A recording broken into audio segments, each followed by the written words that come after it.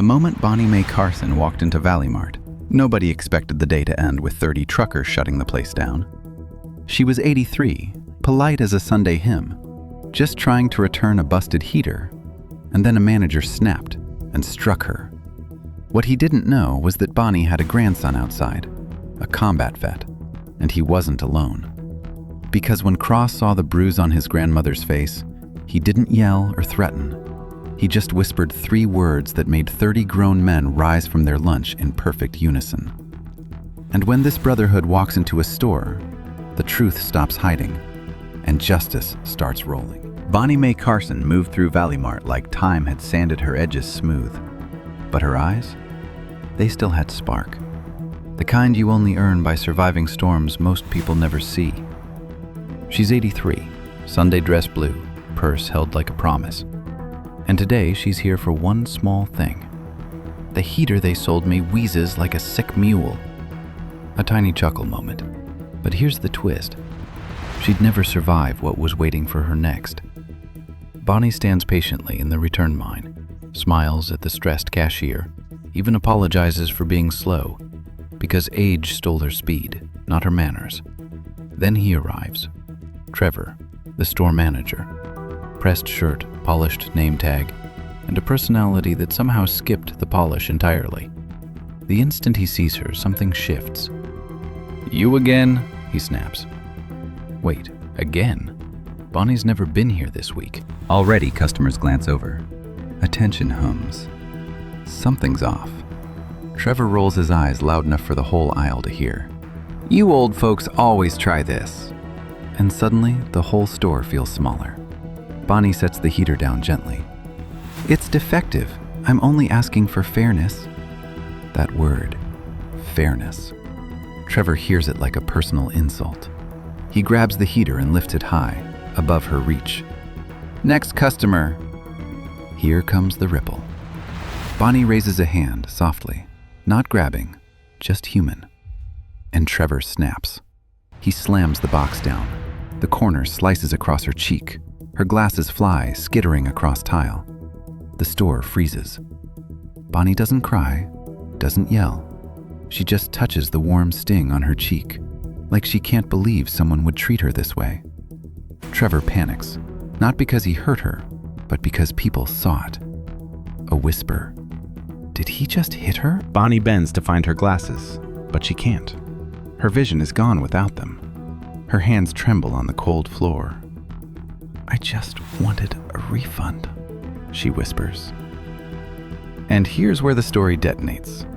Outside, 30 diesel engines rumble, a whole convoy. Lunch break. And among those trucks, her grandson, Lucas Cross Carson.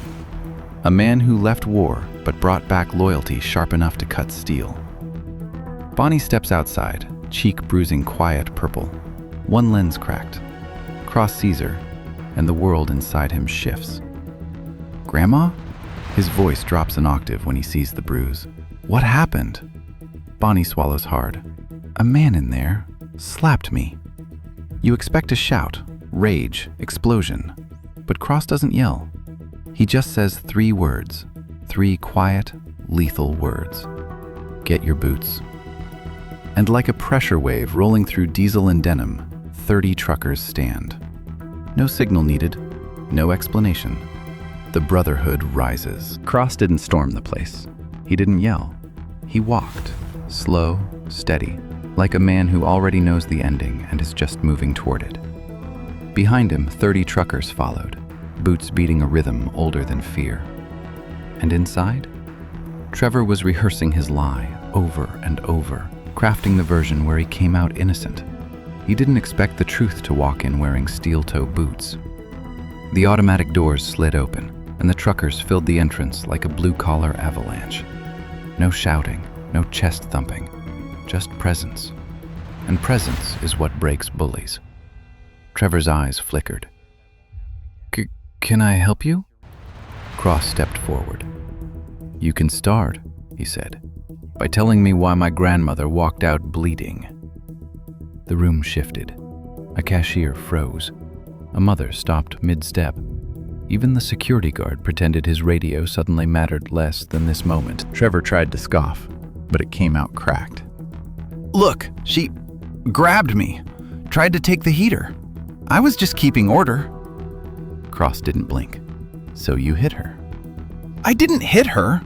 Trevor snapped too loud, too fast. The sound of a man arguing with his own guilt. "She bumped into the box." A giant trucker named Harlow leaned in, voice low and factual. "Boxes don't leap up and smack grandmas. People do." Customers nodded. Witnesses whispered. The air itself felt like it was turning against Trevor. "You all need to leave," Trevor barked. "Now!" But the truckers didn't budge. Their stillness said everything. Cross stepped closer, close enough for Trevor to see the one thing he wasn't ready for: disappointment. "My grandma survived the Dust Bowl. Survived raising 3 kids alone. Survived burying my granddad. What she shouldn't have to survive is you." Trevor opened his mouth, but the cashier cut in. "She asked for a refund. She was polite. You're the one who snapped." Another employee stepped forward, then another. It was like people opening windows in a house that had been dark for years. The stock boy said, "He does this to everyone, old folks, single moms, anyone he thinks can't fight back." Trevor spun. "Shut up, all of you!" But the truth was out now, and truth spreads faster than fear. Cross nodded once, like he'd been waiting for this moment. "You're done." Trevor stuttered. You can't fire me." Cross shook his head. "I'm not firing you, just telling you what happens next." He turned slightly. "Gather statements, witnesses, videos if they got them." The truckers split into motion, methodical, respectful, controlled. They didn't touch Trevor. They didn't intimidate. They just helped people speak. And suddenly the room looked different, like the store belonged to the honest people again. Trevor wasn't being crushed by fists. He was being crushed by the truth. Then the air shifted again. Across the store, Bonnie appeared, cheek bruised, one lens cracked, purse clutched but chin lifted. Cross walked to her and gently rested a hand on her shoulder. "You want to say anything to him, Grandma?" Trevor tried to escape toward the office, but customers instinctively shifted aside, and the truckers closed in. Not touching him, just forming a corridor he had no clean way through. Cross followed, slow, controlled, like a man walking a stubborn horse back into truth it didn't want to face. "Where are you going?" Cross asked, voice barely above calm. Trevor's jaw flexed like he was chewing lies. I need to call corporate. There's protocol." "There's decency too," Cross said. "You skipped that step." Harlow moved to the aisle's end, arms folded. Not blocking Trevor, just removing escape routes the way truckers block a jackknife before it kills someone. Employees began gathering behind Cross. Customers lined the shelves. The whole store was shifting into its own backbone. Trevor raised his hands protectively. "Look, it was an accident. She grabbed the heater." Bonnie's voice rose from behind Cross, soft but landing like truth on bedrock. "I only touched the air, son. You filled it with anger." The crowd murmured. Soft truths echo louder than shouts. Maya, the cashier, stepped forward. Her hands trembled, but her voice didn't. "Last month you yelled at the elderly man with a cane, and 2 weeks ago you threw a box at Miss Lorene. We didn't forget." Another worker added, "We were scared to say anything." Cross scanned the room, then locked eyes with Trevor. "Not anymore." Trevor barked out a brittle laugh. "What, you all gonna gang up on me?" Cross shook his head. "No, you're doing that part yourself." Reed, one of the truckers, lifted his phone. "Corporate's already on the line. We've got statements, security footage, entrance cam. They saw you swing the box." Trevor's face twisted. "You don't get it. I run this place." "No," Cross replied. "You terrorized it. There's a difference." A security officer, a Marine veteran built like a midnight problem solver, stepped in. He unclipped his radio. "Manager or not, I can detain you for assault until the police get here." Trevor paled. "Assault? I didn't..." The officer didn't let him finish. "I served 28 years in the Marines. I know an accident from a hit. That was a hit." Cross stepped aside, giving space for the law. Justice doesn't need a mob, just courage.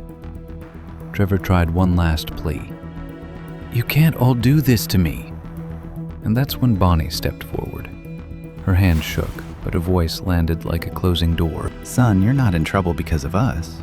You're in trouble because you forgot how to treat people. Even the smallest kindness could have saved you today."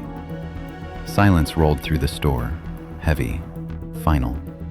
Trevor looked around and saw no enemies, just consequences wearing human faces. When the police arrived, he didn't fight.